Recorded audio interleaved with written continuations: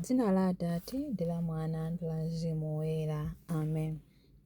Ambuye tsekulani milomo yanga, ndipo ndidzatamanda dzina lanu.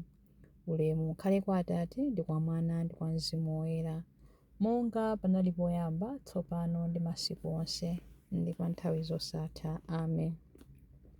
Kuwala kwa ulemerero wa Atate kochokera mkuwala kwa pa nthawi zosatha, gwero la kuwala kopangidwa ndi kuwala, tsiku kuwalitsa tsiku ndi tsiku.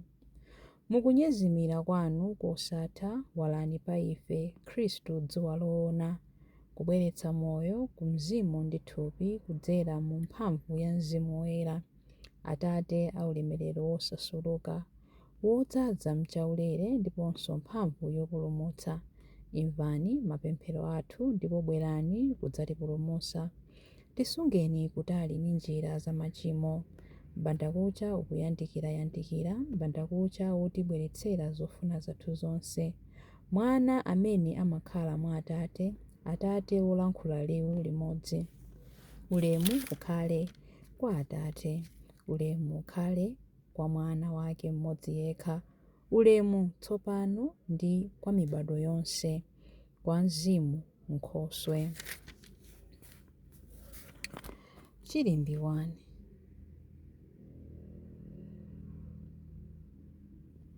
Ndikukweza mtima wanga kwa inu Ambuye, ndipo mudzamva pemphero langa la mmawa.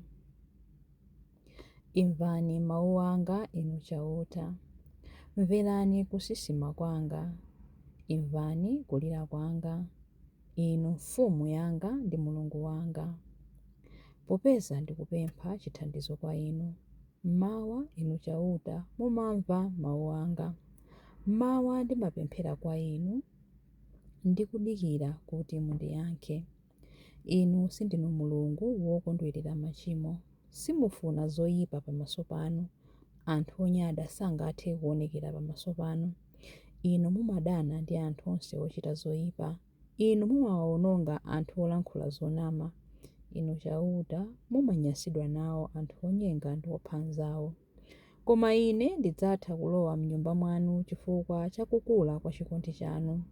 Ndidzaweramitsa mutu pansi kupembedza inu m'nyumba yanu yoyera. Inu chauta ndinu wolungama. Munditsogolere pakati pa adani ondizonda, mundikonzere njira yowongoka kuti ndidzeremo. Adani anga amalankhula mabodza okhaokha, mtima wawo umangofuna kuwononga. Mu mmero mwawo muli ngati manda apululu, ndipo lilime lawo limalankhula zonyenga. Koma onse othawira kwa inu akondwere, aziyimba ndi chimwemwe nthawi zonse. Inu muwatchinjirize kuti okukondani akondwere chifukwa cha chitetezo chanu. Inu chauta mumadalitsa munthu wochita chilungamo, kukoma mtima kwanu kuli ngati chishango chomuteteza. Ulemu ukhale kwa Atate ndi kwa Mwana ndi kwa Mzimu Woyera, monga panali poyamba, tsopano ndi masiku onse, ndi pa nthawi zosatha. Amen. Ndikukweza mtima wanga kwa inu Ambuye, ndipo mudzamva pemphero langa la mmawa. Chilimbi 2. Tiyamika dzina lanu la ulemerero, inu Ambuye Mulungu wathu. Mutamandike mpaka muyaya, inu chauta Mulungu wa Israeli, kholo lathu. Inu Ambuye ndinu akulu, amphamvu, aulemerero, opambana pa nkhondo ndiponso oposa pa ulemu, popeza zonse zakumwamba ndi zapansi pano nzanu. Mfumu ndinu nokha, inu chauta, ndipo wolamulira zonse ndinu. Chuma ndi ulemu zimachokera kwa inu, ndipo mumalamulira zonse chifukwa muli ndi mphamvu zonse. Inu nokha mutha kukweza munthu ndi kumupatsa mphamvu. Tsopano tikukuthokozani inu Mulungu wathu ndi kutamanda dzina lanu la ulemerero. Ulemu ukhale kwa Atate ndi kwa Mwana ndi kwa Mzimu Woyera, monga panali poyamba, tsopano ndi masiku onse, ndi pa nthawi zosatha. Amen. Tiyamika dzina lanu la ulemerero, Ambuye Mulungu wathu. Chilimbi 3. Pembedzani Ambuye mabwalo awo oyera, tamandani chauta. Inu wokhala kumwamba, tamandani ulemerero wake ndi mphamvu zake. Tamandani ulemerero wa dzina la chauta, mumpembedze mu ulemu wa ungwiro wake. Liwu la chauta likumveka pamwamba pa nyanja. Mulungu wa ulemerero wachita bingu. Liwu lake lamveka pa nyanja yayikulu. Liwu la chauta ndi la mphamvu. Liwu la chauta ndi la ulamuliro. Liwu la chauta limathyola mikunguza. Chauta amathyolathyoradi mikunguza ya ku Lebanoni. Amagwedeza phiri la Lebanoni kuti lizivinavina ngati likonyani. Amavinitsa phiri la Siriyoni ngati mwana wa njati. Liwu la chauta likutulutsa malawi ya moto. Liwu la chauta likugwedeza chipululu. Chauta akugwedeza chipululu cha Kadesi. Liwu la chauta likuzunguza miwanga. Likupulula masamba mitengo yonse mdondo. Onse amnyumba mwake akufuula kuti ulemererowo. Chauta amalamulira nyanja zonse. Amakhala kwamuyaya pa mpando wake wachifumu. Chauta amapatsa anthu ake mphamvu. Amawadalitsa anthu ndi mtendere. Ulemu ukhale kwa Atate ndi kwa Mwana ndi kwa Mzimu Woyera, monga panali poyamba, tsopano ndi masiku onse ndi pa nthawi zosatha. Amen. Pembedzani Ambuye mabwalo awo oyera. Mawu a Mulungu. Mawu akuchokera mu buku la 2 Atesalonika 3 verse 10b mpaka 13. Paja nthawi imene tinali nanu limodzi tidakulamulani kuti munthu wosafuna kugwira ntchito kudyanso asadye. Tikunena zimenezi popeza kuti tikumva kuti pali ena pakati panu amene ali ndi khalidwe la ulesi. Anthu amenewa sagwira ntchito konse, koma amangolowera pa za anzawo. M'dzina la Ambuye Yesu Khristu tikuwalamula ndi kuwachenjeza anthu otere kuti azigwira ntchito mwabata ndi kumadya chakudya chodzigwirira ntchito. Koma inu abale, musatope nkuchita zabwino. Mawu a Ambuye. Tithokoze Mulungu. Chiyankho.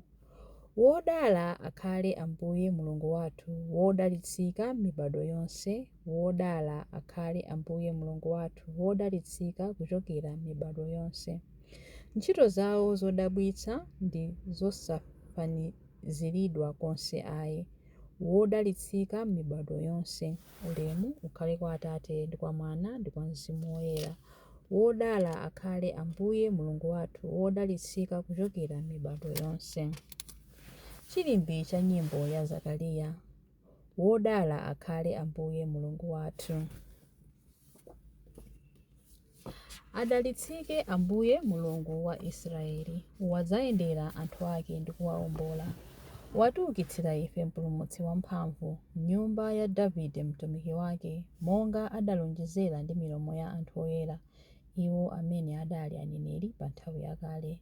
Mpulumutsi amene adzatimasula ife kwa adani athu, kumanja onse amene amadana nafe. Choncho chikondi chake pa makolo athu chakwaniritsidwa, ndiponso pangano chake choyera chakumbukiridwa. Adalumbira kwa Abrahamu atate athu kuti adzatilola ndi ufulu kumantha ndi kupulumutsidwa m'manja mwa adani athu, kuti tithe kumutumikira iye nkuyera ndi mwachilungamo masiku onse a moyo wathu pamaso pake. Kwa iwe mwana wang'ono udzayitanidwa mneneri wa Mulungu wamwambamwamba.